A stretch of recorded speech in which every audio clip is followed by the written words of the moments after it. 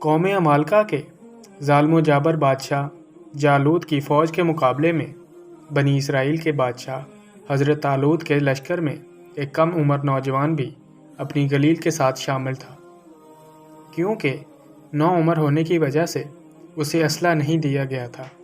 جالوت جسم کو سامان حرب سے سجائے نہایت رعونت اور تکبر سے شاہی سواری پر بیٹھا اہل ایمان کو دعوت مبارزت دے رہا تھا۔ ابھی بنی اسرائیل کا یہ چھوٹا سا لشکر کوئی فیصلہ بھی نہ کر پایا تھا کہ اچانک ان کی صفوں میں موجود یہ کم عمر نوجوان عقاب جیسی برق رفتاری سے باہر نکلا اور جالوت کے سامنے پہنچ کر اسے للکارنے لگا۔ گوشت کے پہاڑ لہیم شہیم اور طویل القامت جالوت نے حیرت کے ساتھ نوجوان کو دیکھا تو حقارت سے بولا، جا میری آنکھوں کے سامنے سے دور ہو جا، میں تجھے قتل کرنا پسند نہیں کرتا۔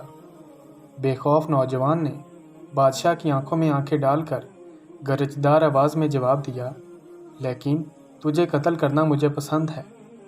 پھر فلک پر چمکتے سورج کی تیز روشنی میں ارض و سما نے ایک حیرت انگیز منظر دیکھا۔ نوجوان کی گلیل سے گولی کی طرح نکلے پتھر سے جالوت کا متکبر سر پاش پاش ہو چکا تھا اور اس کا طاقتور جسم زمین پر اوندے منہ پڑا تھا۔ یہ سب اتنا اچانک ہوا کہ جالوت کی اسلحے سے لیس فوج کو سنبھلنے کا موقع ہی نہ ملا اور وہ بدحواس ہو کر بھاگ کھڑی ہوئی۔ یہ نوجوان ایک چرواہا تھا جو سارا دن جنگل میں بکریاں چرایا کرتا اور گلیل سے بکریوں کے قریب آنے والے درندوں کو مار بھگاتا، لیکن قدرت نے تو اس کے لیے بڑے فیصلے کر رکھے تھے۔ اللہ تعالیٰ نے پہلے اسے بنی اسرائیل کا بادشاہ بنایا اور پھر اسے نبوت اور رسالت کے عظیم منصب پر فائز فرمایا۔ قرآن پاک میں ارشاد ہے، داؤد علیہ السلام نے جالوت کو قتل کر ڈالا اور اللہ نے ان کو بادشاہی اور دانائی بخشی اور جن جن چیزوں کا چاہا انہیں علم دیا۔ حضرت داؤد علیہ السلام 965 قبل مسیح فلسطین میں پیدا ہوئے۔ آپ علیہ السلام حضرت ابراہیم علیہ السلام کی نسل میں سے تھے۔ آپ علیہ السلام کی آنکھیں نیلی تھیں، جسم پر بال بہت کم تھے، چہرے سے پاکیزگی جھلکتی تھی۔ نہایت ہمدرد، قوی بہادر اور ناڈر ہونے کے ساتھ حکمرانی اور فیصلہ کرنے کی قوت تحفہ خداوندی تھی۔ حضرت داؤد علیہ السلام سے قبل بنی اسرائیل میں نبوت آل لاوی بن یعقوب علیہ السلام میں چلی آ رہی تھی، جبکہ بادشاہت دوسرے خاندان یہودا بن یعقوب علیہ السلام میں تھی۔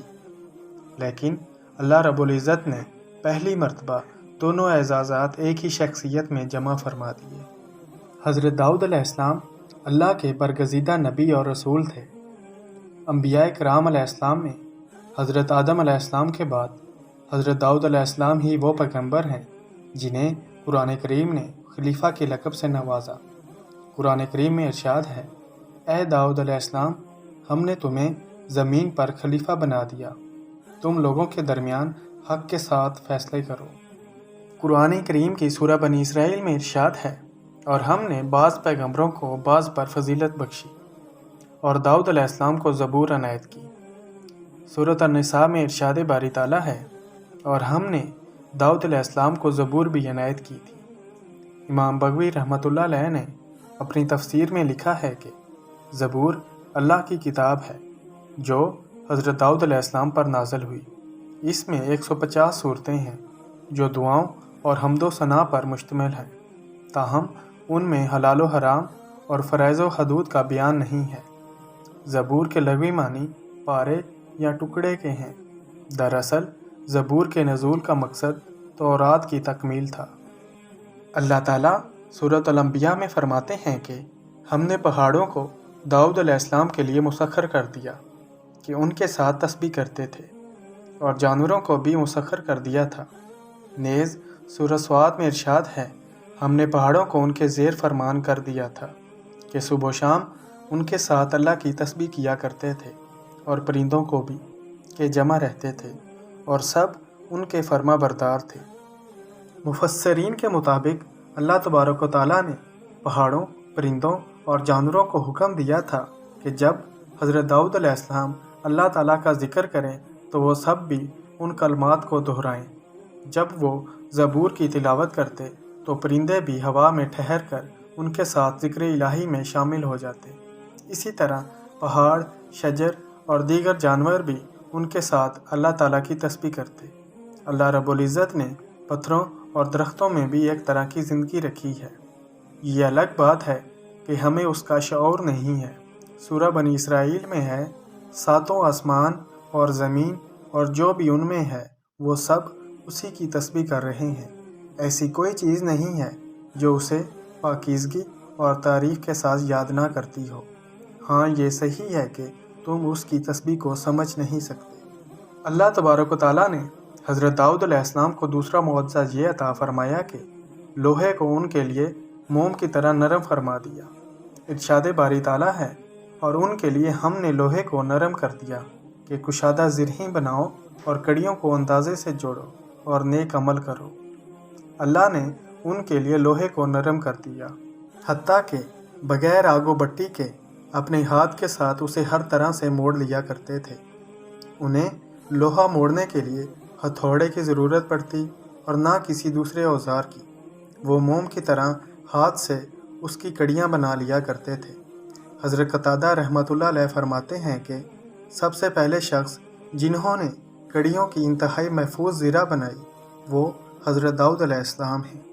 اللہ تعالیٰ ارشاد فرماتے ہیں کہ اور ہم نے اسے تمہارے لیے لباس بنانے کا ہنر سکھایا تاکہ لڑائی کے ضرر سے تمہارا بچاؤ ہو۔ حضرت داؤد علیہ السلام اپنی خلافت کے زمانے میں بھیس بدل کر بازاروں میں جاتے اور لوگوں سے پوچھا کرتے کہ داؤد علیہ السلام کیسے آدمی ہیں، کیونکہ سلطنت میں عدل و انصاف عام تھا اور لوگ آرام و عیش سے رہتے تھے، کسی کو حکومت سے شکایت نہ تھی۔ اس لیے آپ علیہ السلام جس سے بھی سوال کرتے وہ حضرت داؤد علیہ السلام کی تعریف ہی کیا کرتے۔ اللہ تعالیٰ نے آپ علیہ السلام کی تعلیم کے لیے ایک فرشتے کو انسانی شکل میں بھیجا تو آپ علیہ السلام نے حسب عادت اس سے بھی وہی سوال کیا۔ فرشتے نے جواب دیا، داؤد علیہ السلام بہت اچھے آدمی ہیں، وہ اپنے نفس اور اپنی رعیت کے لیے بھی بہتر ہیں، مگر ان میں ایک ایسی عادت ہے، وہ نہ ہوتی تو کامل انسان ہوتے۔ داؤد علیہ السلام نے پوچھا، وہ کیا عادت ہے؟ فرشتے نے کہا، وہ اپنے اور اہل و عیال کے خرچ کے لیے بیت المال میں سے لیتے ہیں۔ یہ بات سن کر حضرت داؤد علیہ السلام نے دعا فرمائی، اے اللہ، مجھے کوئی ایسا کام سکھا دے جو میں اپنے ہاتھ سے کروں اور اس کی اجرت سے اہل و عیال کے اخراجات پورے کر سکوں۔ عوام کی خدمت اور سلطنت کے تمام کام بلا معاوضہ کرو۔ ان کی دعا قبول ہوئی اور انہیں زرہ بنانے کا ہنر سکھا دیا گیا۔ قرآن کریم میں ارشاد ہے، ہمارے بندے داؤد علیہ السلام کو یاد کرو جو صاحب قوت ہیں اور بے شک وہ رجوع کرنے والے تھے۔ مفسرین فرماتے ہیں کہ اس آیت مبارکہ میں اللہ تعالیٰ نے حضرت داؤد علیہ السلام کے بہت زیادہ عبادت میں مصروف رہنے کی جانب اشارہ فرمایا ہے۔ حدیث مبارکہ میں آتا ہے کہ اللہ تعالیٰ کو سب سے زیادہ محبوب نماز داؤد علیہ السلام کی نماز اور سب سے زیادہ محبوب روزے داؤد علیہ السلام کے روزے ہیں۔ وہ نصف رات تک سوتے، پھر اٹھ کر رات کا تہائی حصہ عبادت میں کھڑے رہتے اور رات کے آخری حصے میں سو جاتے۔ ایک دن روزہ رکھتے اور ایک دن ناگا کرتے، جنگ میں فرار نہ ہوتے۔ حضرت داؤد علیہ السلام اپنے زمانے میں لوگوں کے مقتدا اور پیشوا تھے۔ آپ علیہ السلام عدل و انصاف اور زہد و تقوی میں مشہور تھے۔ آپ علیہ السلام بے مثال خطیب بھی تھے اور خطبات میں حمد و ثنا کے بعد اما بعد سب سے پہلے انہوں نے ہی کہنا شروع کیا۔ اللہ تعالیٰ نے حضرت داؤد علیہ السلام کو نبوت اور رسالت کے ساتھ حکومت بھی عطا فرمائی تھی۔ آپ علیہ السلام فن خطابت کے ماہر تھے، جبکہ آواز بھی خوبصورت پائی تھی، لہٰذا درس و تبلیغ اور وعظ و نصیحت کے ذریعے بنی اسرائیل میں جذبہ جہاد ابھارا اور انہیں کفار و مشرکین کے ساتھ جنگ پر آمادہ کیا۔ قرآن کریم میں ارشاد باری تعالیٰ ہے، اور ہم نے اس داؤد علیہ السلام کی حکومت کو مضبوط کیا اور انہیں حکمت، نبوت اور فیصلے کی قوت عطا فرمائی۔ بہت تھوڑے عرصے میں فلسطین، عراق، شام، دمشق، شرق اردن اور خلیج عقبہ سے فرات تک جزیرۃ العرب کے بیشتر علاقے ان کے زیر نگین آ چکے تھے۔ اللہ تبارک تعالیٰ ارشاد فرماتے ہیں، اور تم ان لوگوں کو خوب جانتے ہو جو تم میں سے ہفتے کے دن مچھلی کا شکار کرنے میں حد سے تجاوز کر گئے تھے، تو ہم نے ان سے کہا ذلیل و خوار بندر ہو جاؤ۔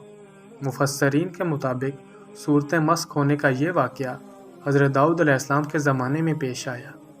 بنی اسرائیل کے لیے ہفتے کا دن صرف عبادت کے لیے مخصوص تھا، اور اس دن مچھلی کے شکار سمیت ہر دنیاوی کام ممنوع تھا، لیکن سمندر کے کنارے آباد مچھلی کے شوقین ان لوگوں نے حکم کی نافرمانی کی، جس پر اللہ تعالیٰ نے ان کی شکلوں کو مسخ کر دیا، اور پھر 3 دن بعد وہ سب لوگ مر گئے۔ تفسیر قرطبی میں ہے کہ یہود نے شروع میں تو حیلے بہانے کر کے مچھلیاں پکڑی، پھر عام طور پر شکار کھیلنے لگے، تو ان میں 2 جماعتیں ہوگی۔ ایک جماعت میں علماء و صلحاء تھے جو انہیں اس کام سے روکتے، جبکہ دوسری جماعت نافرمان افراد پر مشتمل تھی۔ پھر بستی کے بھی 2 حصے کر لیے گئے، اور ان کے باہمی تعلقات منقطع ہو گئے۔ ایک روز محسوس ہوا کہ جس حصے میں نافرمان رہتے ہیں وہاں بالکل سناٹا ہے۔ جب وہاں جا کر دیکھا گیا تو وہاں رہنے والوں کی صورتیں مسخ ہو چکی تھیں۔ حضرت قتادہ رحمۃ اللہ علیہ فرماتے ہیں کہ ان کے جوان بندر اور بوڑھے خنزیر بنا دیے گئے تھے، مگر وہ اپنے رشتہ دار انسانوں کو پہچانتے تھے اور ان کے قریب آ کر روتے تھے۔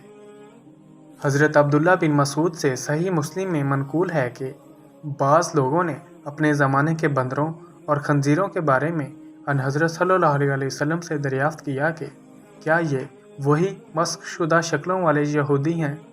آپ صلی اللہ علیہ وسلم نے فرمایا، اللہ تعالیٰ جب کسی قوم میں مسخ صورت کا عذاب نازل کرتے ہیں تو ان کی نسل نہیں چلتی، بلکہ چند روز میں ہلاک ہو کر ختم ہو جاتے ہیں۔ بندر اور خنزیر دنیا میں پہلے ہی سے موجود تھے،